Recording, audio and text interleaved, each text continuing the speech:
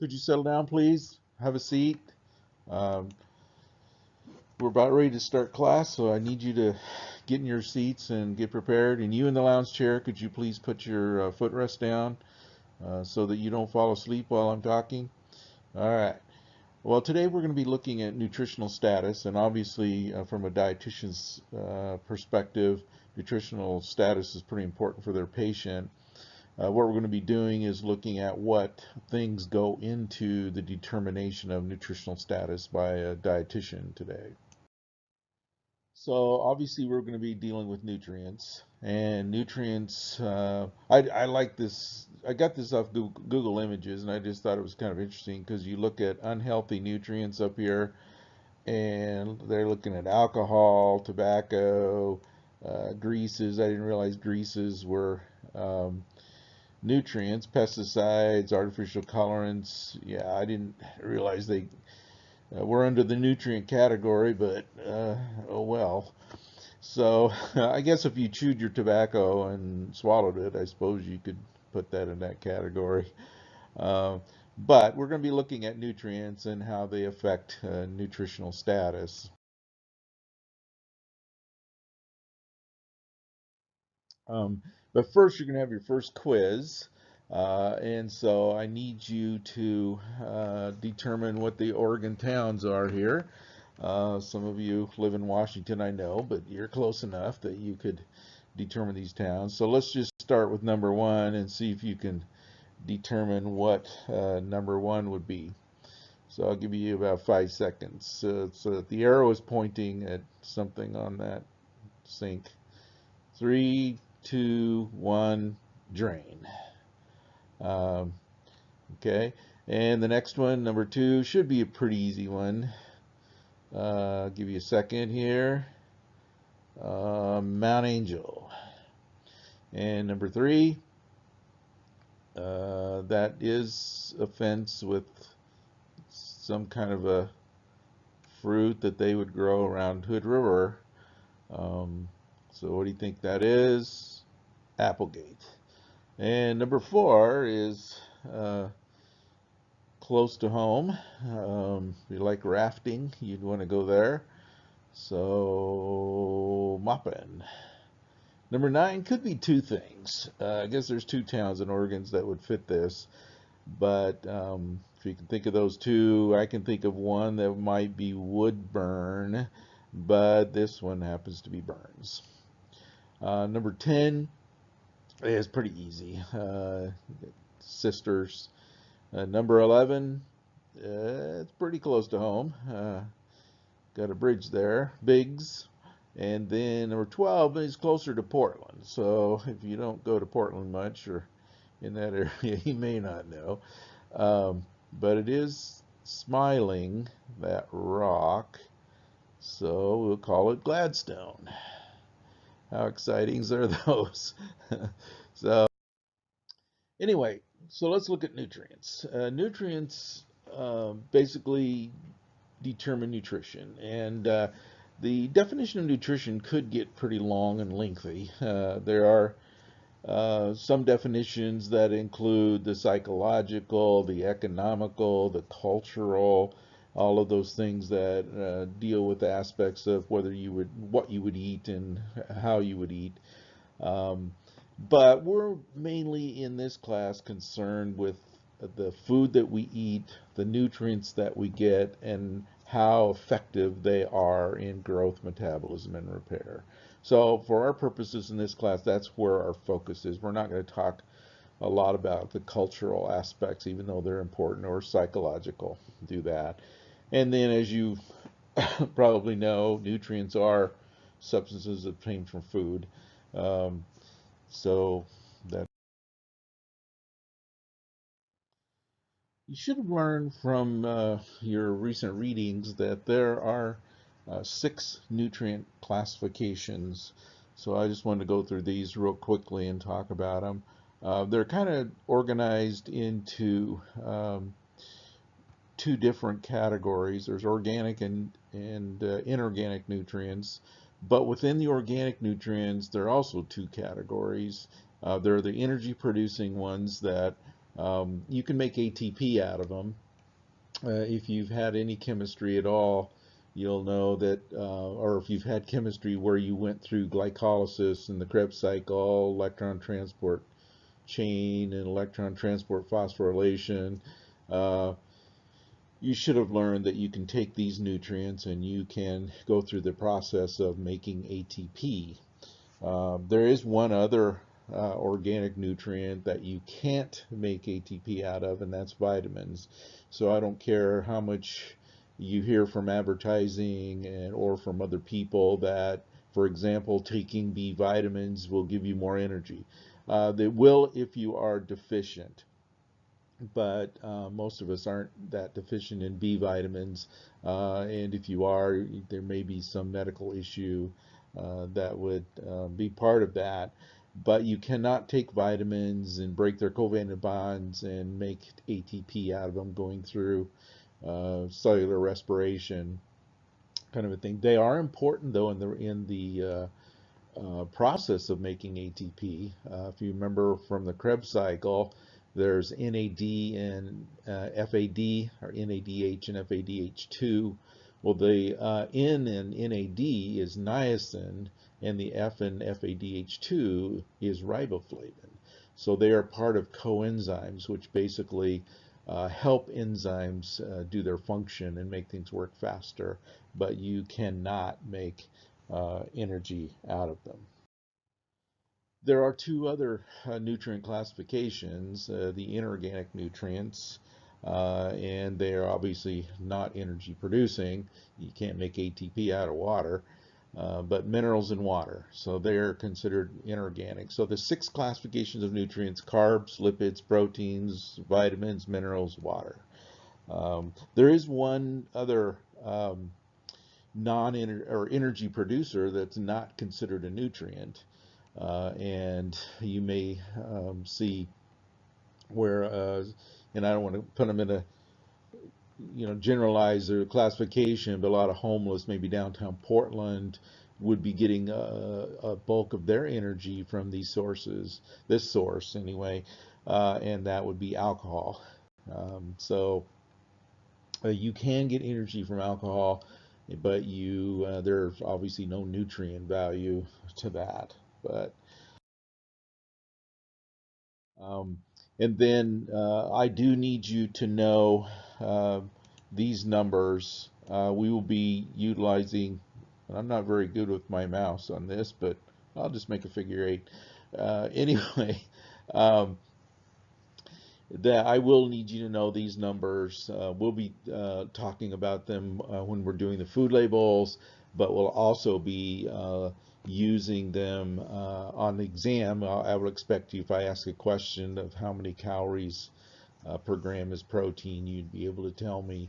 Or if I gave you a series of so many grams of carbs, fats, protein, that you could add them up. So don't forget a calculator for your exam. Anyway, so um, in in nutrition, we are mainly interested in what are called essential nutrients. Uh, Essential nutrients are ones that your body cannot make, so you have to get them from food. And uh, so there's, for example, there are 20 amino acids. You may have learned that somewhere in your past, but there's only, for an adult, there's only 8 essential amino acids. So there's 12 of them that are not considered essential. And those non-essential ones can actually be made from the essential ones. So it's called transamination, where you can actually convert one amino acid into another amino acid. So as long as you get, as an adult, as long as you get the 8 essential amino acids, then you can make all 20. I mean, you'll have all 20. And I might add with essential nutrients is that it only takes one essential nutrient to cause a deficiency. So they're pretty important, because if we don't get them, like I mentioned, vitamins a lot of times are part of metabolic reactions with enzymes as coenzymes, and so if you don't have those vitamins, then the enzymes cannot work effectively. So in this class, what we're going to be doing is focusing on the essential nutrients and making sure that we get those, and what happens if we don't get those. There are some non-nutrients, though, that we will be talking about later in more depth, and those are the non-nutrients. We talk mostly about the phytochemicals. There are some non-nutrients they're finding that are important in animals called zoochemicals, like zoology. Um, so zoochemicals, but they have not been researched as much as plant foods. So the phytochemicals are in plants. They have no nutritional value, so they're not part of the classification of nutrients, so they're not a nutrient. You may hear them called phytonutrients, though, because consumers, if they see the word phytochemical, that doesn't ring as true as if you said a phytonutrient. That makes a little bit more advertising sense, but they're not classified as nutrients, and they're not, so they don't, you don't get energy from them or anything, but they basically reduce the risk of disease. So they can reduce the risk of cancer, of heart disease, osteoporosis, because they increase the effectiveness of the immune system. They can be antioxidants, they can be anti-carcinogenic, and so they're not necessary for survival, because you could have a patient who's comatose in hospital and tube feed them, tube feeding right into their intestines. No phytochemicals in the formula, but they can live for years and years and years. But these are important for reducing risk of diseases. Okay, so we'll talk about those a little bit later. So nutritional status basically is looking at how an individual, a patient, is utilizing their nutrients effectively, and especially looking at the essential nutrients.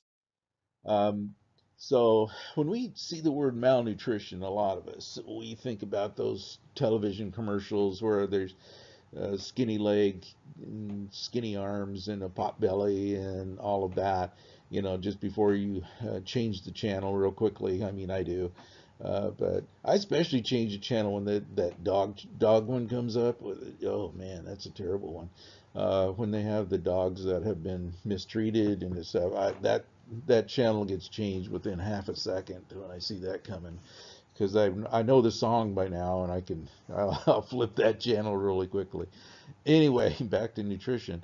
Um, but if you look at malnutrition, that's what we think of mostly is uh, the skinny legs, skinny arms, and the pot belly, right? But what does malnutrition mean? You have to look at the prefix mal, and mal just means bad.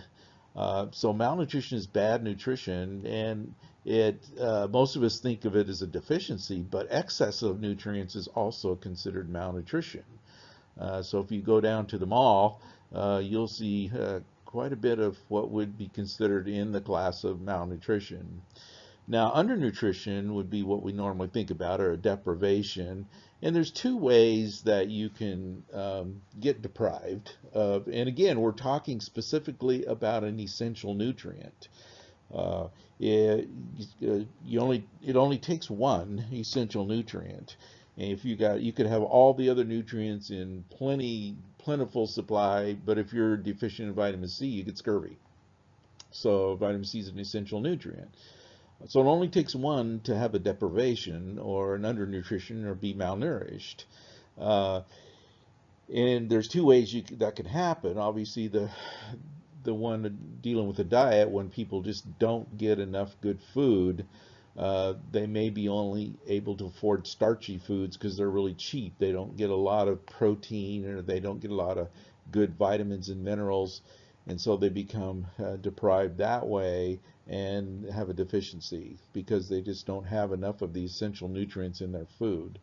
But it could also be a physical related problem, because you could have something like celiac, or you could have another intestinal problem where you don't absorb the nutrients. You get plenty of those nutrients in your food, but your body just cannot absorb them because of some issue. So that would be a secondary undernutrition type of issue. Now, overnutrition, obviously obesity is considered malnutrition, even though it's becoming the new normal. We're still under the classification of being malnourished. But the toxicity piece is, for example, fat-soluble vitamins can be toxic. So you can get too many of those and get a toxicity. This was apparent in the early 1900s when cod liver oil was a supplement that I assume doctors were telling parents they need to give their kids cod liver oil to keep them healthy. Well, the problem with most, well, not most, I shouldn't say most, but the problem with a lot of people is they look at like an aspirin and they would say, "Ooh, it says to take 2." Well, then obviously if you take 6, that's 3 times better, isn't it? So my headache will go away 3 times faster? No. But that's what they were doing. The parents were looking at this and it says, "Well, give your kids a teaspoon of cod liver oil." And they said, "Well, wait a minute. I'm going to give them a tablespoon because that's got to be better."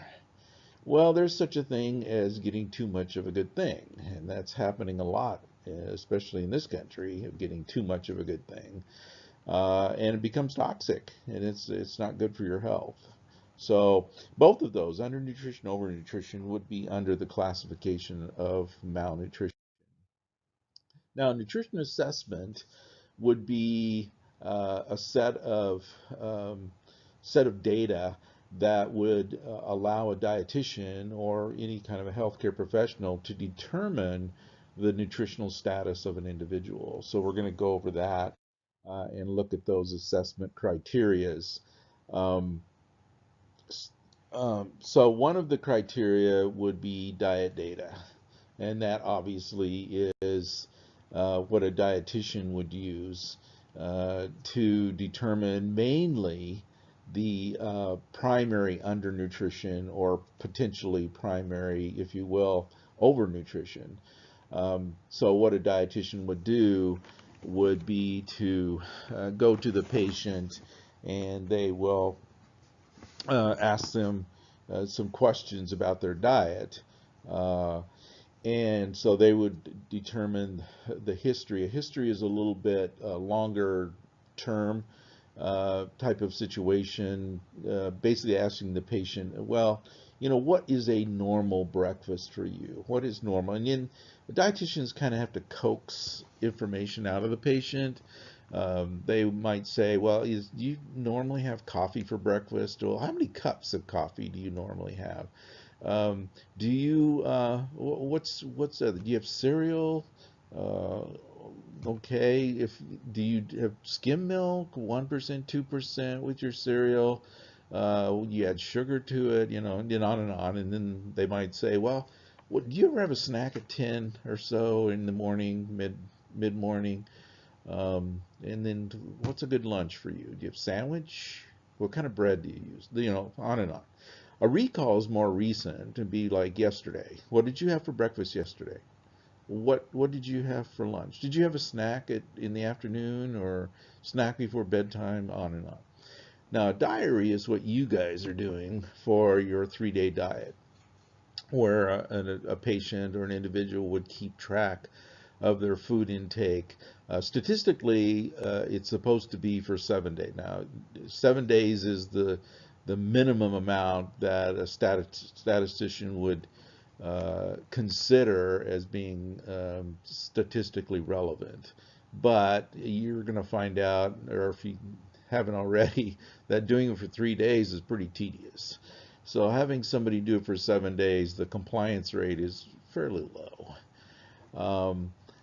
But anyway, you have the patient keep track of their diet, and then when the dietitian gets it, they're going to do the same thing that you're doing. They'll plug it in to the software and data and get their data and then make an assumption. I mean, make some determinations of what the primary food intake is, whether it's, if they're potentially missing an essential nutrient because they don't get a specific group of food enough or something like that. So that's good information for a dietitian for primary under or overnutrition. Now the rest of them, like anthropometric, physical, laboratory tests, um, would be more for the secondary type. If there's a physical problem, that could be potentially there. Anthropometric measurements, they do that pretty regularly. When you go into a physician, they'll take your height and weight and all that. Not too much limb circumference, but maybe for a little kid, they might take a head circumference and look at that. And then they can determine where you are on that scale. Physical exam, there are nurses and health practitioners that are trained to look at eyes and hair and skin and stuff like that. I mean, you can, I remember working the dialysis unit in Hood River, and one of the tests that they would do would be to take their thumb and kind of push on the skin of the patient, and that could be an indication of dehydration, how fast the skin responds to that pressure. So things like that. So there are people that are trained. Posture, obviously, Dowager's hump would be an indication of osteoporosis and that kind of thing. Laboratory tests, though, are the key in that blood and urine tests, where they put in the patient's chart, and you can get a lot of information from that. So with those, a dietitian can then do an assessment on the nutritional status of a patient. And obviously the dietitian just doesn't go up there with a blank piece of paper. Each hospital, when you guys start working in the hospital, if you do, um, each dietitian group would maybe make up their own form of what they think they want to have the patient know. A lot of them are checklists and things like that, and they'll just go up and check them off, so they want to be consistent, and so they kind of use the same questions. If you have 6 dietitians that are doing the same things, you want to make sure that they're all using the same consistency, so that if a dietitian takes a vacation, then the other dietitians know that the data they've collected have been gathered the same exact way. So anyway, there are 2 surveys of nutritional status, and one's pretty general. One's called a food consumption survey, and it basically looks at trends.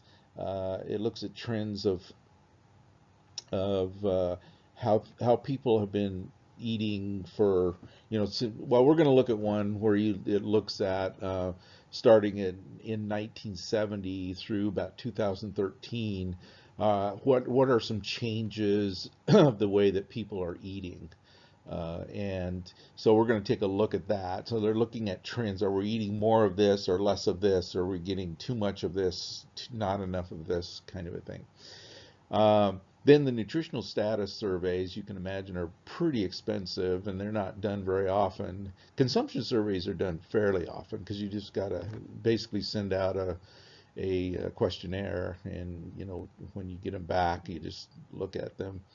But nutritional status takes a whole group of professionals, so physicians and nurses, dietitians, economists, people who deal with sociology, deal with the culture, and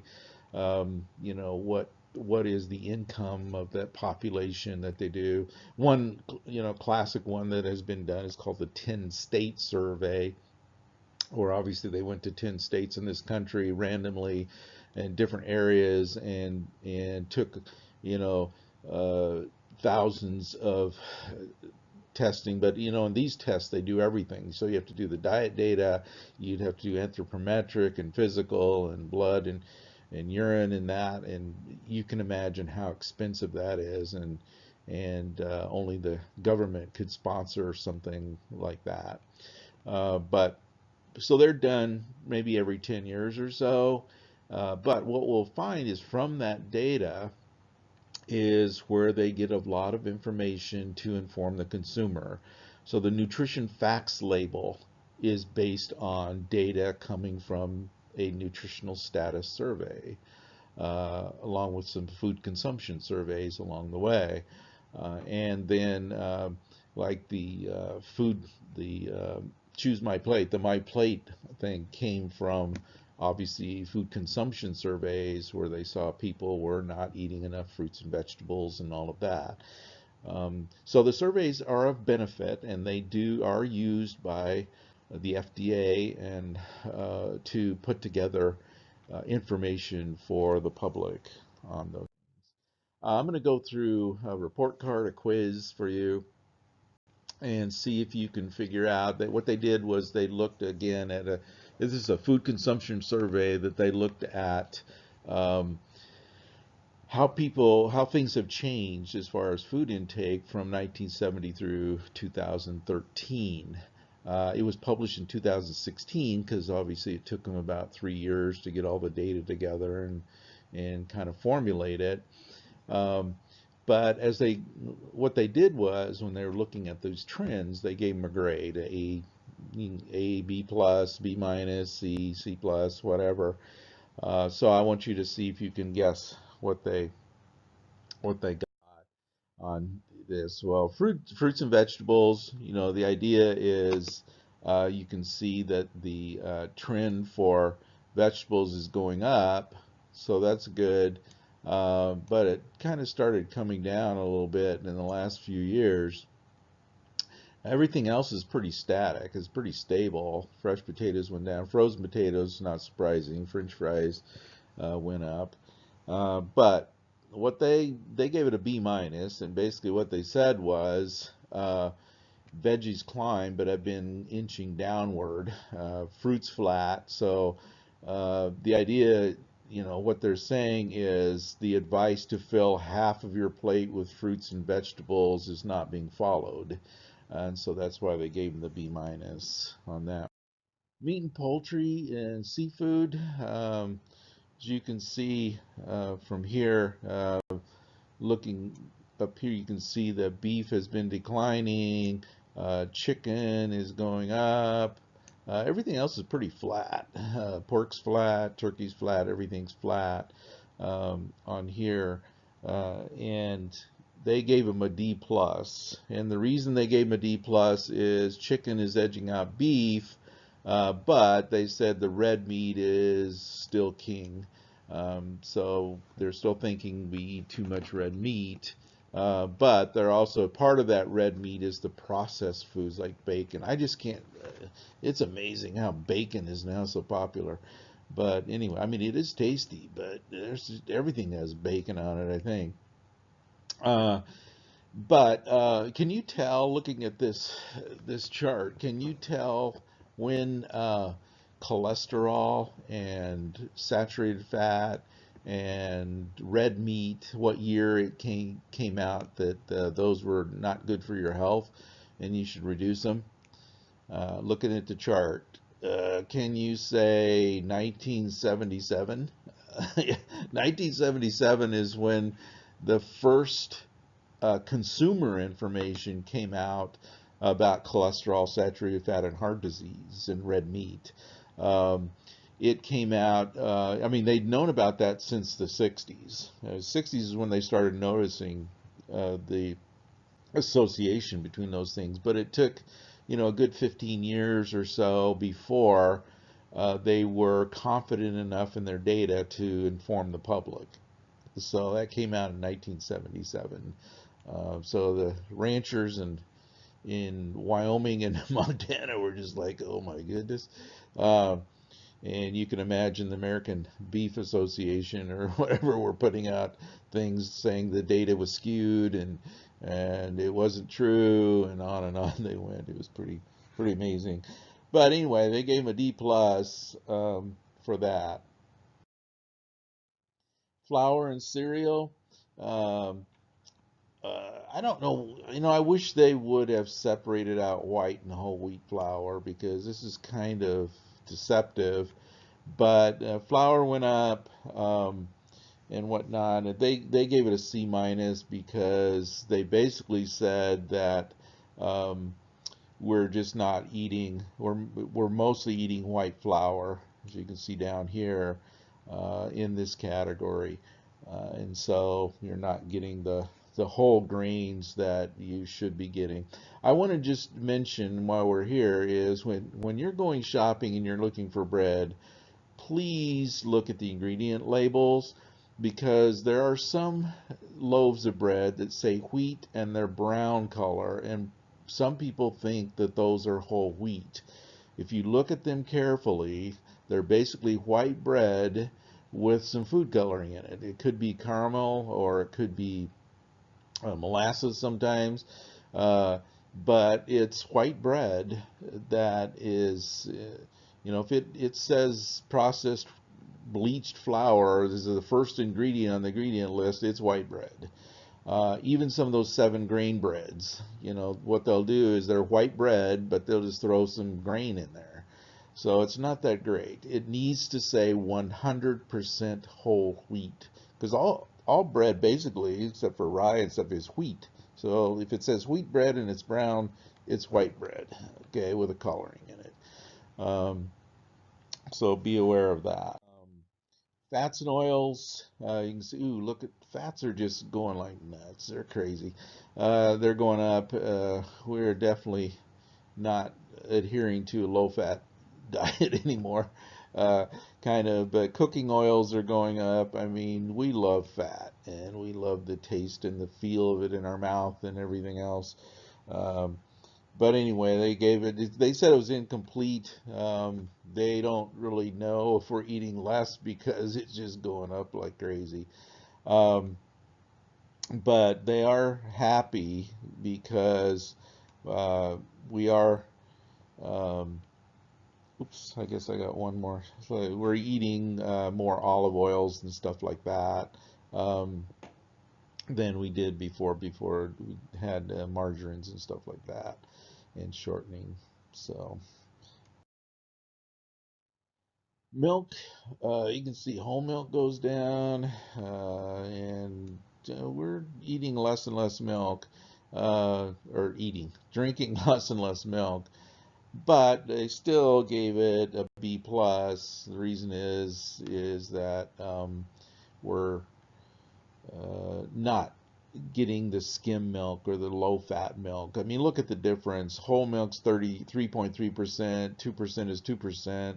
So there's not that much difference between whole milk and 2%, to be honest. The hope is we'd get down into this low fat or even basically the skim milk stage. But I remember when I first became interested in nutrition, I grew up on a farm up in the Yakima Valley, and we milked our own cows and stuff. So I basically grew up on whole milk, um, and homemade butter and all that kind of stuff. And then when I got interested in nutrition, about that time, because in the 70s is when I got interested in nutrition, and all this information started coming out about saturated fat and stuff like that. And so I started thinking, well, maybe I should stop the whole milk and start going to skim. So I made the mistake of going directly from whole milk to skim. That was like a mistake. Uh, that skim milk was, oh, so I I decided what I would do is just work my way down. So I started mixing 2% and whole milk together, and I did that for a while. And then I went from down to 2%. And then I went from 2% mixed with 1%. And then I went down to 1%. And then I went from 1% to skim and then to skim. And now, man, if I get whole milk, it's like cream. It's just like ridiculous.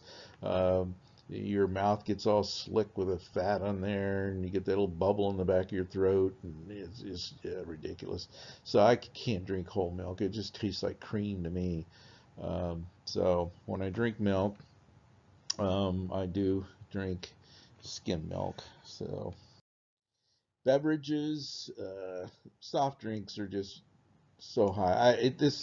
I find that hard to believe. I also find this coffee hard to believe, unless they were just drinking tons and tons of coffee back in the 70s. I guess this is basically 86, isn't it? Isn't that what it says? Anyway, So I gave it a D plus, mainly because soft drinks are still high. You can see that bottled water, part of the grade also came from the bottled water. I don't know if it's mentioned on here, but all the waste of the plastic bottles going into the garbage and filling up our disposal systems. So anyway, um, that's part of that. But still, a lot of soda, a lot of soft drinks still being sold. Dairy, look at cheese. Cheese is ridiculous, going up.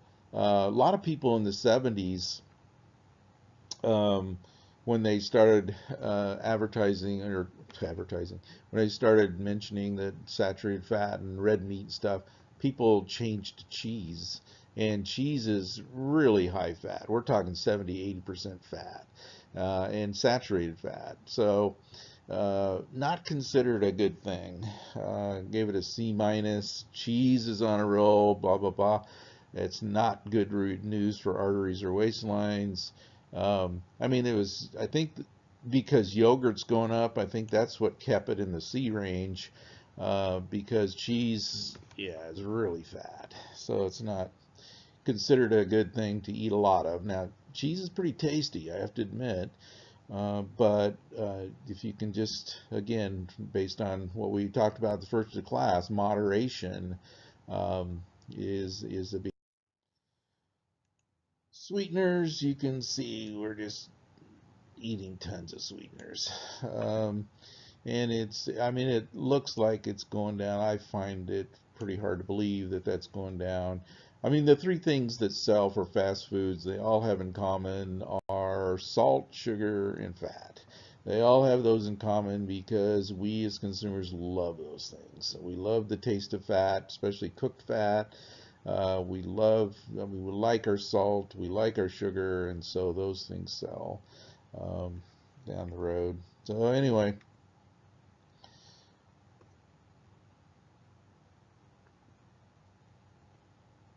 they gave him a D plus. Sorry for the interruption. They gave him a D plus because we're just eating too many sugars. So the final report basically is we eat too much food, number one, and we're not filling our plates half of fruits and vegetables. So there, we didn't get a very good grade on this thing. So I do want you to know these numbers up at the top, not the American diet. Let me go just okay, so I can. Um, but I do want you to know these percentages, the fat percentage, which basically means that in your daily intake, you should be getting 30% or less of your calories from fat. You might see on the newer recommendations 35%, because if you look down here, you'll notice that the current American diet, we haven't met 30%, we haven't met 35%, so it's if you can't beat them, join them kind of thing. Um, so they've upped it to 35, but I want you to know 30. These came from 1977, but they're still valid. They would like the fat to be 20, but that's pretty unrealistic if people can't get down to 35.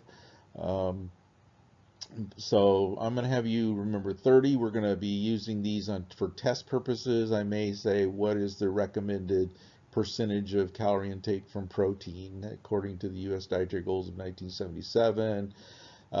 When you do your written diet evaluation, we're going to be using this information to see if your 3-day intake, how close they match these numbers. And if they don't, you'll be letting me know what you would need to do to help them match those numbers. Um, Now, the carbohydrates, there's a lot of talk about carbohydrates these days and lowering carbohydrates, the paleo and that kind of thing. It depends on what kind of carbohydrates you're eating, right? Because remember, fruits and vegetables have carbohydrates. Mainly, they're talking about bread and that kind of thing. And so the 58% I think is still valid, but we need to adjust what kind of carbohydrates, get the healthy carbohydrates in, and reduce the breads and things like that. Because if you look at down here, we're not getting the amount of carbohydrates we need. But even though there, you probably may not be surprised if your intake, this 10% is about 25%, right? That's pretty typical if you eat normally and you tell the truth. Anyway, so uh, yeah. So anyway, these numbers.